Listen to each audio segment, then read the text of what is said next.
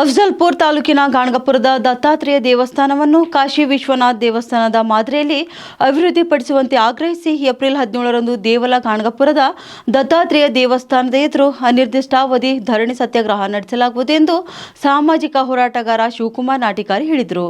ಇನ್ನು ಈ ಕುರಿತು ನಗರದಲ್ಲಿ ಸುದ್ದಿಗೋಷ್ಠಿ ನಡೆಸಿ ಮಾತನಾಡಿದ ಅವರು, ದಕ್ಷಿಣ ಭಾರತದ ಕಾಶಿ ಎನಿಸಿರುವ ಸುಕ್ಷೇತ್ರ ಗಾಣಗಾಪುರಕ್ಕೆ ನಿತ್ಯ ನೂರಾರು ಭಕ್ತರು ಬರ್ತಾರೆ. ಅವರಿಗೆ ಅಲ್ಲಿ ಕನಿಷ್ಠ ಮೂಲ ಸೌಕರ್ಯಗಳು ಇಲ್ಲ ಎಂದು ಕಳವಳ ವ್ಯಕ್ತಪಡಿಸಿದರು. ಅವರು ಕ್ಷೇತ್ರದ ಅಭಿವೃದ್ಧಿಗೆ ಸರ್ಕಾರ ಮುಂದಾಗಬೇಕು ಎಂದು ಒತ್ತಾಯಿಸಿದರು.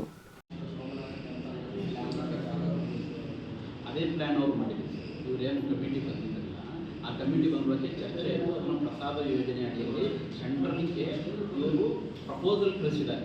ಅದಕ್ಕೆ ಯಾವುದೇ ರೀತಿಯೂ ಬಜೆಟ್ ಇಲ್ಲ, ಪ್ಲ್ಯಾನ್ ಇದೆ. ಅದಕ್ಕೆ ಮಾಸ್ಟರ್ ಪ್ಲ್ಯಾನ್ ಮಾಡಬೇಕು ಅನ್ನೋದಿದೆ, ಏನು ಮಾಡಬೇಕು ಅನ್ನೋದು, ಡೆವಲಪ್ಮೆಂಟ್ ಏನು ಮಾಡಬೇಕು ಅನ್ನೋದು ಎಲ್ಲ ಪ್ಲ್ಯಾನ್ ರೆಡಿ ಮಾಡಿದ್ದಾರೆ. ಅದಕ್ಕೆ ಬಜೆಟ್ ಇಲ್ಲ. ಆ ಬಜೆಟನ್ನು ಒದಗಿಸಿದೆ. ಮೂಲಭೂತವಾಗಿ ಅಲ್ಲಿ ಏನಾಗಬೇಕು ಅಂದರೆ, ಗುಡಿ ಸುತ್ತಮುತ್ತ ಪ್ರಾಂಗಣ ಏನಿದೆ ಅದನ್ನು ಅಗಲೀಕರಣ ಆಗಬೇಕು. ಅದ್ರ ಜೊತೆಗೆ ರಸ್ತೆ ಅಗಲೀಕರಣ ಆಗಬೇಕು. ಸಂಗಮ ಮತ್ತು ದತ್ತಾತ್ರೇಯ ದೇವಸ್ಥಾನ ಏನಿದೆ ಅವನ್ನು ಹೊಸ ರೀತಿ ಯಾವ ಕಾಶಿ ಮಾದರಿಯಲ್ಲಿ ದೇವಸ್ಥಾನವನ್ನು ಅಭಿವೃದ್ಧಿಯಾಗಿ ನಂತರ ಮೂಲಭೂತ ಸೌಕರ್ಯ ಒದಗಿಸಬೇಕು. ಎಲ್ಲರ ಜೊತೆ ಸಭೆ ಮಾಡಿದ್ದೀವಿ. 20 ವರ್ಷಗಳು ಗೆಲುವಿನ ಯಾವ ದೊಡ್ಡ ಶಕ್ತಿ ಕೈಲಂತೂ ಯಾಕಂದ್ರೆ ರೆಗ್ಯುಲರ್ ಆಗಿ ದೊಡ್ಡ ಬೇಡಿಕೆ ಹೋದ್ರು, ಸಣ್ಣವರು ಕೂಡ ರೆಗ್ಯುಲರ್ ದೊಡ್ಡವರು ಬಂದು ನೋಡೋದು ಅದು ಒಂದು ಇಂಚು ಆ ಕಡೆ ಕಡೆ ಅಂತ ಯಾವ ಶಕ್ತಿ ಕೈ ಅದಕ್ಕೆ ಬೇಕಲ್ಲ. ವಾಸನೆ ನಿಮ್ಗೆ ಗೊತ್ತಾಗುತ್ತೆ. ಅದು ನೀವು ಹೇಳ್ತಾ ಇರೋದು ಸತ್ಯ. ಯಾರೋ ಅದನ್ನು ಬೇದಿಸಿ ಮುಂದೆ ಬಂದು ಅದನ್ನು ಅಭಿವೃದ್ಧಿ ಆಗಿಲ್ಲ ದೊಡ್ಡ ಮಟ್ಟದ. ಯಾಕಂದ್ರೆ CM, DCM, ರಾಜ್ಯಪಾಲ, ಹೈಕೋರ್ಟ್ ಬದಲಾದ್ರೆ ಇಲ್ಲ, ಅಲ್ಲಿ ಬದಲಾದ್ರೆ ಇಲ್ಲ.